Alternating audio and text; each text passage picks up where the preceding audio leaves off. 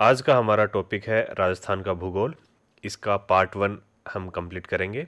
Question और answer हम discuss करेंगे। जो राजस्थान की स्टेट लेवल की जो कंपटीशन एग्ज़ाम्स होती हैं उनके लिए इम्पोर्टेंट क्वेश्चंस है, वो हम डिस्कस करेंगे। इसमें पहला क्वेश्चन है राजस्थान, ये राज्य आता है, इसका मतलब होता है राजस्थान के बारे में डिस्कशन कर रहे हैं। राजस्थान में स्थित पहाड़ियों का ऊंचाई के अनुसार अवरोही क्रम होगा। अब एक अवरोही क्रम होता है, एक आरोही क्रम होता है। मैं अवरोही आरोही क्रम को ऐसे याद रखता हूं, अवरोही बड़ा वर्ड है, आरोही छोटा वर्ड है। तो अवरोही मतलब बड़ा शब्द है, तो मतलब बड़े से पहले बड़ा, फिर छोटा, फिर उससे छोटा, फिर उससे छोटा। इस तरीके से अपने को ये अवरोही क्रम देखना है। और आरोही क्रम लिखा होता है तो पहले छोटा, फिर बड़ा, फिर बड़ा। जो बड़ा शब्द है तो पहले बड़ा, आरोही में पहले छोटा शब्द आता है, अवरोही के कंपेरेटिवली तो पहले छोटा।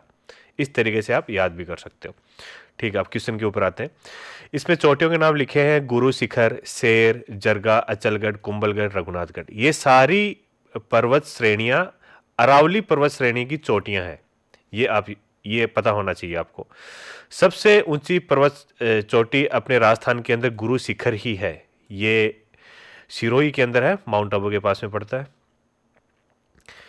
इसकी हाइट है 1722 मीटर। 1722 मीटर ये पड़ती है सिरोही के अंदर गुरु शिखर। 2 नंबर पर है शेर। शेर ये भी सिरोही के अंदर है। इसकी हाइट है 1597 मीटर। फिर ये जरगा, जरगा ये है उदयपुर के अंदर। इसकी हाइट है 1431 मीटर। अचलगढ़, अचलगढ़ है सिरोही के अंदर। इसकी हाइट है 1380 मीटर। कुंभलगढ़ राजसमंद के अंदर है। इसकी हाइट है 1224 मीटर।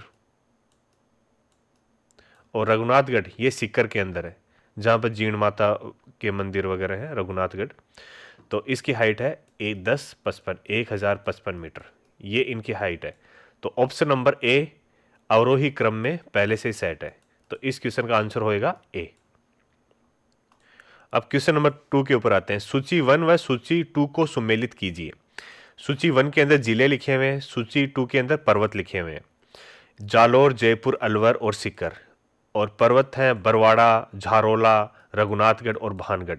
देखो रघुनाथगढ़ तो हमने अभी डिस्कशन किया है, ये है सीकर के अंदर। जालोर के अंदर झारोला पर्वत है। जयपुर के अंदर बरवाड़ा पर्वत है। और अलवर के अंदर भानगढ़, जहाँ भानगढ़ का किला भी है। भानगढ़ का किला भानगढ़ पहाड़ के ऊपर ही बना हुआ है। तो ए के अंदर ऑप्शन नंबर 2, ए के अंदर ऑप्शन नंबर 2, तो अपने पास में ऑप्शन नंबर 1 आ गया। बी के अंदर 1 है, बी के अंदर 1 है, सी के अंदर 4, सी के अंदर 4, ऑप्शन नंबर 1 इसका करेक्ट आंसर हो जाएगा। अब क्वेश्चन नंबर 3 के ऊपर आते हैं। निम्न में से कौन सी पहाड़ियां राजस्थान में विंध्यन पर्वत श्रेणी का विस्तार है? ये विंध्यन पर्वत श्रेणी ये एमपी के अंदर है। ठीक है।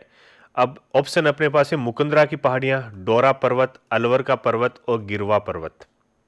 गिरवा पर्वत ये उदयपुर के अंदर है। कुछ तस्त्री नुमा पहाड़ियां हैं, उनको गिरवा पर्वत बोलते हैं। अलवर पर्वत अलवर के अंदर है। डोरा पर्वत ये जालोर के अंदर है। मुकुंदरा की पहाड़ियां ये कोटा में है। यहाँ पर मुकुंदरा हिल्स टाइगर रिजर्व भी है, ये है कोटा में। अब एमपी के नज़दीक पड़ता है अपना कोटा। जैसे कि हम राजस्थान के मैप के ऊपर आते हैं, ये राजस्थान का मैप है। तो यहाँ पर है एमपी, ये मध्य प्रदेश है, और कोटा। तो मध्य प्रदेश के अंदर जो विंध्यन पर्वत श्रेणी है, विंध्याचल पर्वत श्रेणी, उसका कुछ भाग राजस्थान के इस पार्ट के अंदर भी है। तो ये वाला पार्ट है, इसके अंदर कोटा भी आता। कोटा के अंदर है मुकुंदरा हिल्स। तो मुकुंदरा हिल्स है विंध्यन पर्वत श्रेणी का हिस्सा है, ये अरावली का हिस्सा नहीं है। ये ही एक इंपॉर्टेंट चीज भी है, अरावली का हिस्सा ये वाला एरिया नहीं है। ठीक। अगला क्वेश्चन है, राजस्थान के पश्चिमी मरु प्रदेश का अंग नहीं है, ये मैंने अभी बताया है। विंध्यन कगार भूमि ये मरु प्रदेश का भी हिस्सा नहीं है। घग्गर का मैदान ये हनुमानगढ़ के अंदर से घग्गर नदी निकलती है, जो पश्चिमी मरुस्थल के अंदर आती है, जो जैसलमेर से निकल के फोर्ट अब्बास तक किसी टाइम में घग्गर नदी बहती थी। तो ये घग्गर का मैदान है, ये पश्चिमी मरु प्रदेश का अंग है। गोडवार भूमि ये जोधपुर पाली वाला एरिया आता है, कुछ बाड़मेर का एरिया आता है, जिसको गोडवार भूमि बोला जाता है। इधर से अपनी लूनी नदी बहती है। तो ये भी अपने पश्चिमी मरुस्थल का कुछ प्रदेश है। नागौर उच्च भूमि ये भी पश्चिमी मरुस्थल के मरुस्थल में इसका भी भाग आता है। केवल विंध्यन कगार भूमि है, ये पश्चिमी मरुस्थल का प्रदेश नहीं है। अगला क्वेश्चन है, राज्य में घग्गर का मैदान कहाँ स्थित है? घग्गर नदी गंगानगर और हनुमानगढ़ जिलों के अंदर से निकलती है, तो घग्गर का मैदान भी वहीं स्थित है। इसका आंसर होगा ऑप्शन नंबर 1। अगला क्वेश्चन है, निम्न सूची को सुमेलित कीजिए। सूची 1 के अंदर अरावली की पहाड़ियां लिखी हुई है, सूची 2 के अंदर उनकी ऊंचाई लिखी हुई है। सबसे पहले बबाई लिखी हुई है, तारागढ़, सायरा और रोजा भाकर। बबाई पड़ती है झुंझुनू के अंदर और इसकी हाइट है 780 मीटर। दूसरी है तारागढ़, यह है अजमेर के अंदर, यह भी अरावली की एक चोटी है, इसकी हाइट है 873 मीटर। तीसरी है सायरा, ये पड़ती है उदयपुर के अंदर, इसकी हाइट है 900 मीटर के पास में। चौथी है रोजा भाकर, जैसे ये भाकर जितने भी है ना, रोजा भाकर, इसराना भाकर, ये सारे जालोर के अंदर है, तो इसकी हाइट है 730 मीटर। तो इस तरीके से इसको मैच करेंगे, फर्स्ट में आएगा सेकंड, फर्स्ट में आएगा सेकंड, बी में थर्ड आएगा, बी में थर्ड आएगा, बी में थर्ड, तो आंसर नंबर 1 इसका करेक्ट आंसर हो जाएगा। अगला क्वेश्चन है, विंध्यन कगार भूमि जिन नदियों के मध्य स्थित है वह है काली सिंध व चंबल, बाणगंगा व बनास, बेड़च व बनास और चंबल और बनास। चंबल और बनास के बीच का जो भाग होता है उसको विंध्यन कगार भूमि कहते हैं। ठीक। अगला क्वेश्चन है, निम्न में से कौन सी पहाड़ियां मध्य अरावली श्रेणी में स्थित है? अरावली को 3 भागों में बांटा गया है, उत्तरी, दक्षिणी और मध्य अरावली। मध्य अरावली के अंदर मेरवाड़ा की पहाड़ियां, ये मेरवाड़ा की पहाड़ियां अजमेर के आसपास की पहाड़ियां हैं, उनको मेरवाड़ा की पहाड़ियां बोलते हैं। अगला क्वेश्चन है, थार मरुस्थल में बालू का स्तूप का प्रकार नहीं है।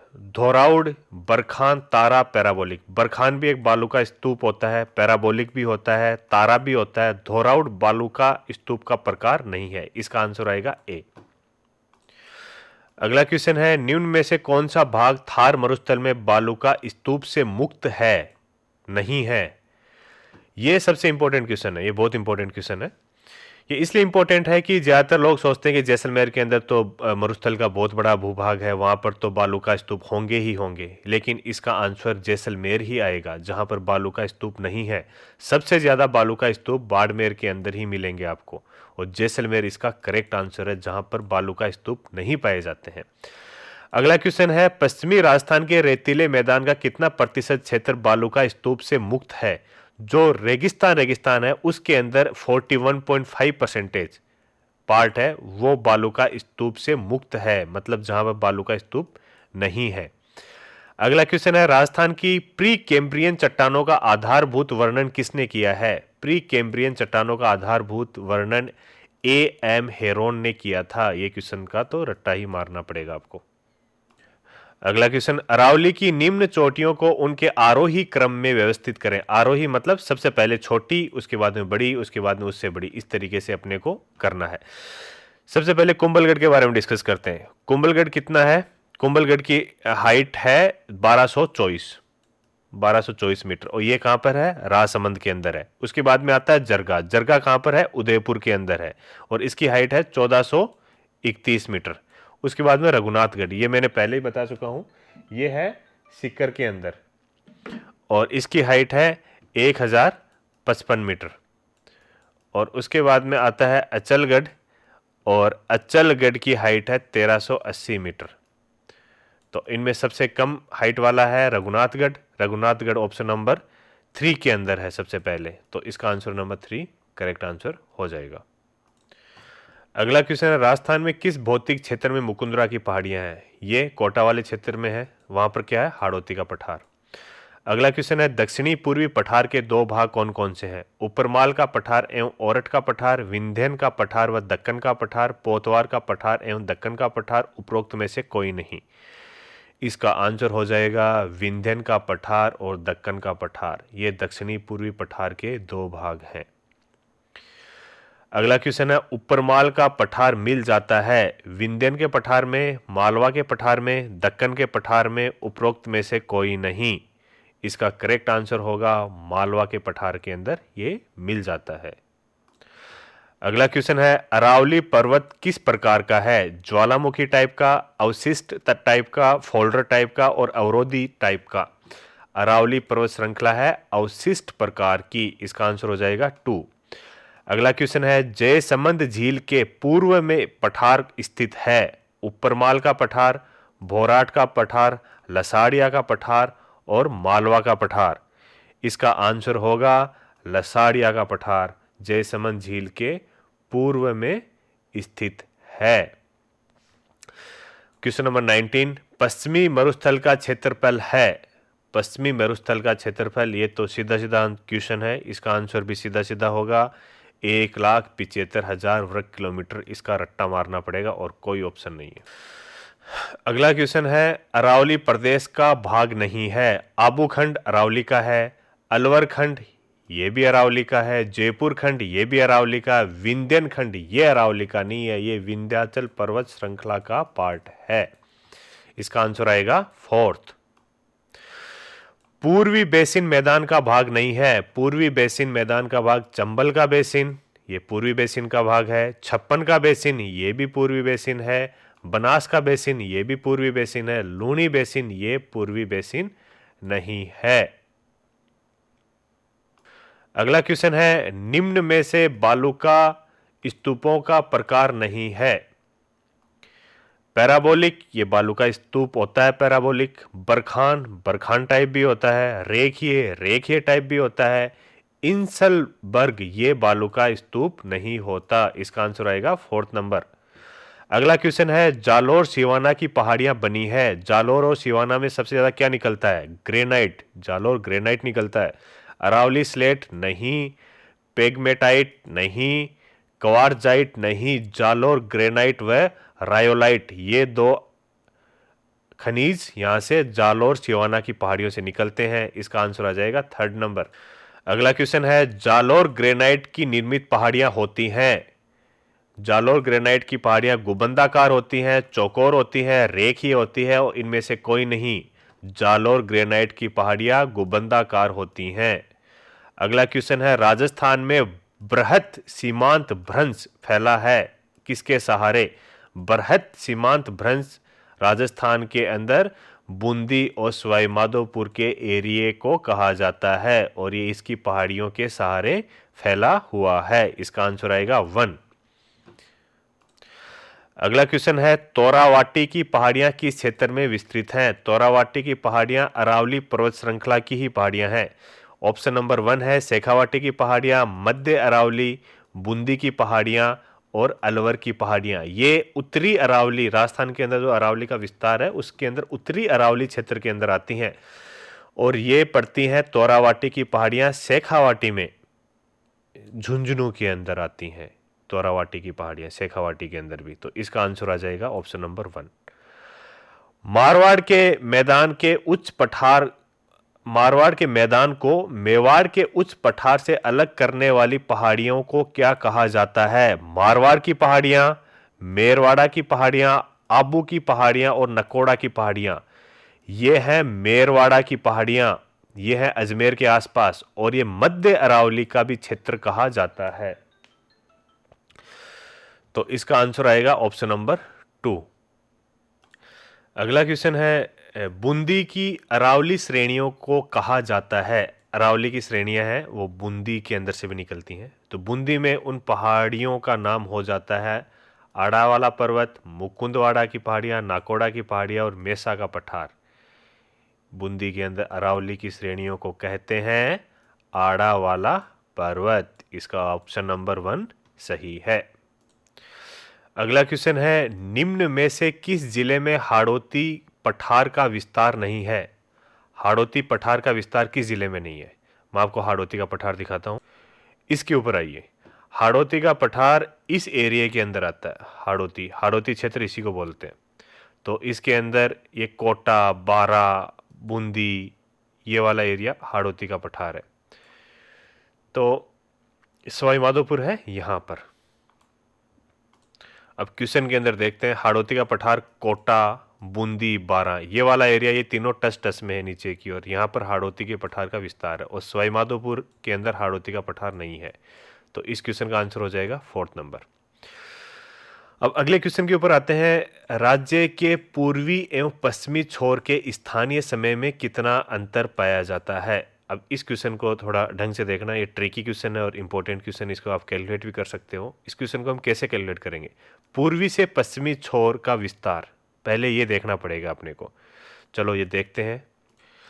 ये राजस्थान का पूर्व से पश्चिम की ओर विस्तार है, यहां से यहां तक, ये वाली लाइन।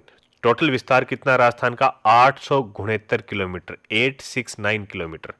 और उत्तर से दक्षिण की ओर राजस्थान का विस्तार कितना है? 826 किलोमीटर, 826 किलोमीटर।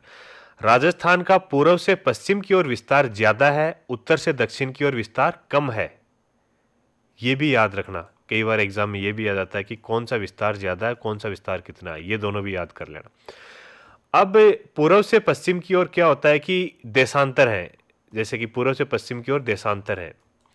तो राजस्थान का विस्तार 69.30 पूर्वी देशांतर से लेकर के 78.17 पूर्वी देशांतर। अब इसमें कंफ्यूज मत हो जाना, यहां पर पश्चिमी और पूर्वी ये मत समझना। एक्चुअली में पूरी अर्थ है उसको 4 पार्ट में डिवाइड किया जाता है। तो राजस्थान है ये पूर्व की ओर पड़ता है, तो सारी देशांतर हैं वो पूर्वी देशांतर ही काटती हैं राजस्थान को। तो देशांतर का विस्तार 69.30 से लेकर के 78.17 तक का है। एक देशांतर के बीच के अंदर 8 मिनट का डिफरेंस होता है। तो इसके अकॉर्डिंग ये वाला इन दोनों के बीच में हम देख लेंगे कितनी देशांतर है। उन सभी देशांतर में एक देशांतर 8 मिनट का अपने को टाइम डिफरेंस देती है।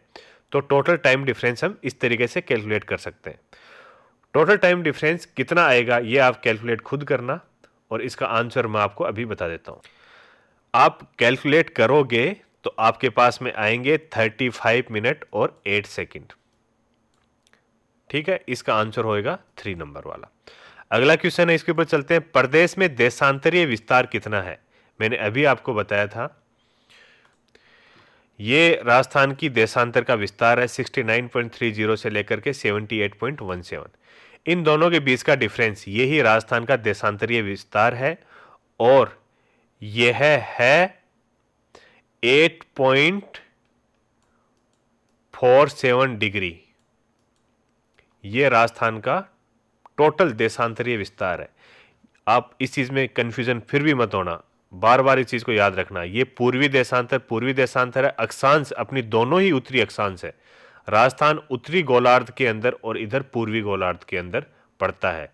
तो ये सारी देशांतर होंगी, इनके ऊपर पूर्वी ही लिखा जाएगा और अक्षांश के ऊपर भी उत्तरी ही लिखा जाएगा। कई बार एग्जाम में ये भी पूछ लिया जाता है कि राजस्थान का विस्तार कितना होगा। कौन सा ऑप्शन दे देंगे कि 30.12 उत्तरी अक्षांश से लेकर के 23.3 डिग्री उत्तरी अक्षांश, और दूसरे ऑप्शन में दे देंगे कि उत्तरी अक्षांश 30.12 उत्तरी अक्षांश और 23.3 दक्षिणी अक्षांश। तो कई लोग कंफ्यूज हो जाते हैं कि ये उत्तर की ओर, ये दक्षिण की ओर है। राजस्थान के अंदर डायरेक्शन देख करके वो टिक कर देते हैं, जो गलत होता है। दोनों ही उत्तरी अक्षांश लिखा जाएगा, इस चीज का आप स्पेशली ध्यान रखना। तो इस क्वेश्चन का आंसर होएगा 8.47। अगला क्वेश्चन है, राजस्थान में भारत पाक की सीमा पर स्थित सबसे निकटवर्ती जिला मुख्यालय, मतलब वो शहर सीमा के कितना नजदीक है, वो कौन सा शहर है? इसमें आएगा बाड़मेर, हनुमानगढ़, जैसलमेर और श्री गंगानगर। इस क्वेश्चन का आंसर है श्री गंगानगर। श्री गंगानगर शहर है वो सीमा से सबसे नजदीक पड़ता है। ये देख लो, ये राजस्थान का मैप है। यहाँ पर ये पाकिस्तान की सीमा है। यहाँ पर गंगानगर, बीकानेर, जैसलमेर और बाड़मेर, ये चारों जिले इसके साथ सीमा शेयर करते हैं। लेकिन जो शहर है गंगानगर, वो सीमा के सबसे नज़दीक पड़ता है। बीकानेर तो यहाँ के लगभग है शहर, जैसलमेर भी यहाँ के लगभग है, बाड़मेर भी यहाँ पर है, और श्री गंगानगर है वो इसकी सीमा रेखा के नज़दीक है। तो इस क्वेश्चन का आंसर आएगा श्री गंगानगर। अगला क्वेश्चन है, राजस्थान का सबसे ऊंचा पर्वत शिखर, गुरु शिखर, ये मैंने आपको पहले क्वेश्चन में बताया था, 1722 मीटर, किस जिले में स्थित है? सबसे पहला क्वेश्चन हमने ये डिस्कस किया था। इसका सिंपल सा आंसर है सिरोही। राजस्थान में किस जिले में जरगा पर्वत है? जरगा पर्वत भी मैंने पहले क्वेश्चन के अंदर ही आपको बताया था, ये है उदयपुर के अंदर। 36 में है, मध्य अरावली क्षेत्र की सबसे ऊंची चोटी कौन सी है? मध्य अरावली क्षेत्र के अंदर तारागढ़ आती है, और तारागढ़ इनमें से जरगा तो मध्य अरावली का है ही नहीं, बैराठ रैचलगढ़ ये मध्य अरावली की है ही नहीं, ये तारागढ़ है, ये अजमेर के अंदर है, ये उत्तरी अरावली की है। तो तारागढ़ है मध्य अरावली की सबसे ऊंची चोटी है। अगला क्वेश्चन है 37 का। राजस्थान में खेड़ बर्मा, राजस्थान में है खेड़ बर्मा, ये गुजरात की सीमा के पास में। अरावली पर्वत श्रृंखला एक्चुअली में गुजरात से शुरू होती है और राजस्थान के अंदर खेड़ बर्मा नामक स्थान के अंदर घुसती है और राजस्थान से खेतड़ी से बाहर की ओर निकलती है और फिर आगे कहां तक जाती है, रायसीना हिल्स दिल्ली तक जाती है। खेतड़ी तक अरावली पर्वतमाला की लंबाई, मतलब इसने एक्चुअली में ये पूछा है कि राजस्थान के अंदर, राजस्थान राज्य के अंदर अरावली पर्वत है, अरावली है, उसकी लंबाई कितनी है। ये आएगा 550 किलोमीटर। इसका रट्टा मारना है, इसको याद करने का कोई कंसेप्ट नहीं है। अगला क्वेश्चन है, अरावली पर्वतमाला दक्षिणी पश्चिमी में राजस्थान के किस जिले से प्रारंभ होकर उत्तर पूर्व की ओर जाती है। अरावली पर्वतमाला है, इसका राजस्थान के अंदर विस्तार दक्षिणी पश्चिम से होकर के उत्तर पूर्व की ओर है। ये क्रॉस है, अरावली क्रॉस जाती है। जैसे कि ये राजस्थान का मैप है, इसके अंदर अरावली कुछ ऐसे जाती है, ऐसे क्रॉस निकलती है, इस टाइप से निकलती है। ये अरावली पर्वत श्रृंखला का क्षेत्र है कुछ इस टाइप से। ये बीच में कटी फटी भी है, कंटिन्यूस नहीं है। जैसे कि सीकर झुंझुनू के पास में जाएंगे, यहाँ पर कटे फटे सबसे ज़्यादा कटी फटी इस एरिया के अंदर है, इस एरिया के अंदर सबसे ज़्यादा कटी फटी है। यहाँ पर तो कंटिन्यूस है बहुत सारे। तो 38, इस क्वेश्चन का आंसर 550 था। अरावली पर्वतमाला किधर से प्रवेश करती है, तो वो आएगा सिंपल सिरोही। किस जिले से प्रारंभ होकर के, किस जिले से प्रारंभ होती है, सिरोही से प्रारंभ होती है राजस्थान के अंदर। अगला क्वेश्चन है, उपरमाल नामक पठार, उपरमाल का पठार प्रदेश में निम्न में से जो जिला शामिल नहीं है वो, उपरमाल का पठार किन किन जिलों में शामिल है। ऑप्शन नंबर 1 भीलवाड़ा, कोटा, चित्तौड़गढ़, अजमेर और पाली। अब देखो मैं आपको उपरमाल का पठार बताता हूं किस किस एरिया के अंदर है। राजस्थान के मैप के अंदर ये भीलवाड़ा, चित्तौड़, कोटा, ये वाला जो एरिया है ना, ये वाला एरिया, इसको उपरमाल का पठार कहा जाता है। इसके अंदर ये अजमेर वाला पार्ट नहीं आता, ठीक है, अजमेर पाली वाला पार्ट नहीं आता। ये वाला एरिया उपरमाल का पठार है, ठीक है, ये वाला एरिया, ये वाला एरिया भीलवाड़ा, चित्तौड़, कोटा और बूंदी का भी कुछ पोर्शन, इसको उपरमाल का पठार कहा जाता है। अब क्वेश्चन के ऊपर आते हैं। भीलवाड़ा, चित्तौड़, कोटा, ये तीनों तो उपरमाल के पठार के अंदर है। अजमेर और पाली वाला एरिया है, ये उपरमाल के पठार में नहीं आता। तो इसका आंसर आएगा 4th नंबर। जो उपरमाल के पठार के अंदर नहीं है वो है अजमेर और पाली। अगला क्वेश्चन है, अरावली श्रृंखला के पश्चिमी व उत्तर पश्चिम में स्थित 12 जिलों में राज्य की कितनी प्रतिशत जनसंख्या निवास करती है। एक्चुअली में ये क्या पूछना चाह रहा है कि ये अरावली ऐसे ऐसे निकल रही है, इसके जो इधर 12 जिले हैं उनमें राजस्थान की कितनी प्रतिशत जनसंख्या निवास करती है। ये है 40%। इसको कह सकते हैं कि जो रेगिस्तानी एरिया है लगभग, उसके अंदर कितनी जनसंख्या निवास करती है, वो आएगा 40%। तो इस क्वेश्चन का आंसर होगा 40%, इसका आएगा 40%। अरावली पर्वत श्रृंखला के प्रमुख दर्रे हैं रोहतांग दर्रा, जेपला और नाथुला दर्रा, सिपकीला दर्रा, देसूरी व हाथी दर्रे। अब ये तो बहुत ही अजीब से ऑप्शन है इसके, तो ये तो सभी को पता लग गया। रोहतांग दर्रा, जेपला, नाथुला दर्रा, सिपकीला दर्रा, ये सारे दर्रे किसके, हिमालय पर्वत श्रृंखला के हैं। देसूरी की नाल व हाथी दर्रा यही अरावली पर्वत श्रृंखला के अंदर आते हैं। तो ऑप्शन नंबर 41 क्वेश्चन का ऑप्शन नंबर आ जाएगा 3। अगला क्वेश्चन है, राजस्थान की अंतर्राज्यीय सीमा, ये पाकिस्तान मत शामिल करना, राज्यों के साथ पूछिए। अंतर्राज्यीय सीमा की कुल लंबाई 4850 है, ये भी क्वेश्चन है, इसको याद कर लेना। यह किन राज्यों में क्रमशः सर्वाधिक व न्यूनतम है। पंजाब हरियाणा, मध्य प्रदेश और पंजाब, उत्तर प्रदेश और गुजरात और पंजाब। अब हम राजस्थान का मैप देखते हैं। मध्य प्रदेश के साथ राजस्थान की गुजरात यहां तक है लगभग, ये मध्य प्रदेश, उत्तर प्रदेश यहाँ पर है लगभग। मध्य प्रदेश की सबसे बड़ी सीमा राजस्थान के साथ में टच होती है, ठीक है। और सबसे छोटी सीमा होती है पंजाब के साथ में। श्री गंगानगर और हनुमानगढ़ का शायद थोड़ा सा पोर्शन पंजाब के साथ में टच होता है, ठीक है। और गुजरात के साथ में राजस्थान के किस जिले की, कौन सा जिला सबसे छोटी सीमा के साथ किसी दूसरे राज्य के साथ लगता है, वो कौन सा है? वो है बाड़मेर, जो छोटा सा कॉर्नर के ऊपर गुजरात के साथ में टच होता है। ये भी इंपॉर्टेंट है। बाड़मेर थोड़ी सी सीमा अपनी गुजरात के साथ शेयर करता है। सबसे कम अपनी सीमा शेयर करने वाला, अंतर्राज्यीय सीमा शेयर करने वाला जिला कौन सा है? बाड़मेर। ये भी एक इंपॉर्टेंट है, ये भी याद रखना। तो इस वाले क्वेश्चन का आंसर हो जाएगा मध्य प्रदेश और पंजाब। राज्य के अंतःवर्ती जिलों की संख्या जो न तो अंतर्राज्यीय सीमा और वह न ही अंतर्राष्ट्रीय सीमा पर स्थित हैं। ये क्वेश्चन तो आप सभी, राजस्थान का मैप है उसके अंदर देख लेना, इसमें 8 जिले हैं। आप खुद राजस्थान का मैप लेना और देखना। अगला क्वेश्चन है, राजस्थान की कुल स्थलीय सीमा 5,920 किलोमीटर है, ठीक, जिसमें से अंतर्राष्ट्रीय सीमा की लंबाई कितनी है? यह है 1,070 किलोमीटर। आसान क्वेश्चन है। राज्य के किन जिलों के क्षेत्रफल को सम्मिलित रूप से वागड़ का प्रदेश कहा जाता है? बांसवाड़ा, डूंगरपुर, नागौर, पाली, प्रतापगढ़। वागड़ का प्रदेश, एक देखना इसमें कंफ्यूज करने वाला प्रतापगढ़ है। आप देखोगे राजस्थान के साउथ के अंदर देखना शुरू कर दोगे, ठीक है। जैसे कि ये राजस्थान का मैप है, इसके अंदर देखा जाए तो आप कहोगे वागड़ का प्रदेश लगभग इधर है, लेकिन वागड़ के प्रदेश के अंदर प्रतापगढ़ शामिल नहीं होता, डूंगरपुर और बांसवाड़ा ही शामिल होते हैं, प्रतापगढ़ नहीं आएगा। इसमें बहुत सारे लोग क्वेश्चन गलत कर देते हैं, प्रतापगढ़ को शामिल कर लेते हैं, ये वाला पूरा एरिया ऐसे कर लेते हैं। वागड़ के प्रदेश में डूंगरपुर और बांसवाड़ा ही आएंगे। तो इस वाले क्वेश्चन के अंदर आंसर हो जाएगा बांसवाड़ा और डूंगरपुर। प्रतापगढ़ भी नहीं होगा, नागौर भी नहीं होगा, पाली भी नहीं होगा। तो आंसर नंबर 1 और 2 ये दोनों करेक्ट आंसर हैं इसके 45 नंबर क्वेश्चन के। अगला क्वेश्चन है, जयपुर से आगरा तक विस्तृत पर्वत श्रृंखला जहां मीणा जनजाति निवास करती है को कर्नल जेम्स टोड ने किस नाम से पुकारा था? अरावली, भाकर, इनमें से कोई नहीं, काली खोह। अरावली का तो पता है आपको क्या, भाकर ये जालोर वाला एरिया, इसराना भाकर, रोजा भाकर, वो फलाना ठिकाना। ऑप्शन नंबर 2 है काली खोह पर्वत श्रृंखला, ये इसका करेक्ट आंसर है।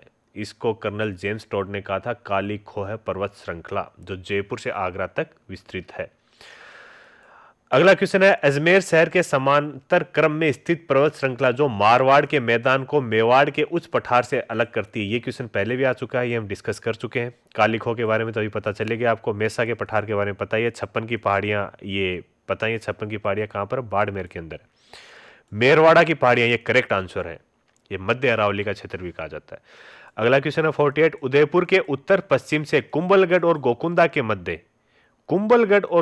के मध्य जो पठार है उसको कौन सा पठार कहते हैं? वो है भोराट का पठार, ठीक है। कुंभलगढ़ और गोकुंदा के मध्य के एरिया को भोराट का पठार कहते हैं। अगला क्वेश्चन है, जयसमंद झील के पूर्व में अनियमित धरातल वाला, मतलब कटाफटा, विच्छेदित एवं कटाफटा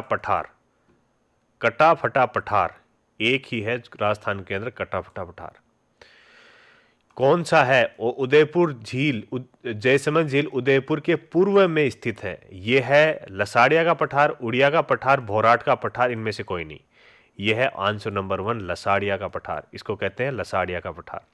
ये उदयपुर के अंदर ही स्थित है देखा जाए तो। 50 क्वेश्चन है, उदयपुर के चारों ओर तस्त्री नुमा आकृति वाली पहाड़ियों की मेखला है, एक श्रृंखला है, तस्त्री नुमा पहाड़ियां वहां बहुत सारी, को स्थानीय भाषा में क्या कहते हैं? भाकर, वांगट, थली, गिरवा, इनको कहते हैं गिरवा। थली अपना बीकानेर और नागौर वाला एरिया, इसको थली कहते हैं। भाकर, रोजा भाकर, इसराना भाकर वो पर्वत श्रृंखला बताई थी मैंने आपको। वांगट पता नहीं इसने क्या लिख दिया, मुझे भी नहीं समझ में। इसका आंसर है 4th नंबर। 51 क्वेश्चन है, यदि कलकत्ता में 83 डिग्री पूर्वी देशांतर पर स्थित है, कलकत्ता में जो 83 डिग्री पूर्वी देशांतर पर स्थित है, सूर्योदय का समय 6 बजे का है। तो अजमेर में 74 डिग्री पूर्वी देशांतर पर स्थित है, तो सूर्योदय का समय क्या होगा? मैंने बताया था 1 डिग्री देशांतर का मतलब होता है 8 मिनट। तो आप थोड़ी सी गणित लगा करके इसको कैलकुलेट कर लेना। इसका आंसर आएगा 6.36 प्रातः। इसी के साथ में आज का चैप्टर खत्म होता है। ये वीडियो देखने के लिए आपका बहुत बहुत धन्यवाद। और कुछ सजेशन हो आपके और कुछ नया टॉपिक आप कुछ चाहते हैं, मेरा पढ़ाया हुआ कैसा लगा, आप कमेंट पे मुझे ज़रूर बताना। बहुत बहुत धन्यवाद।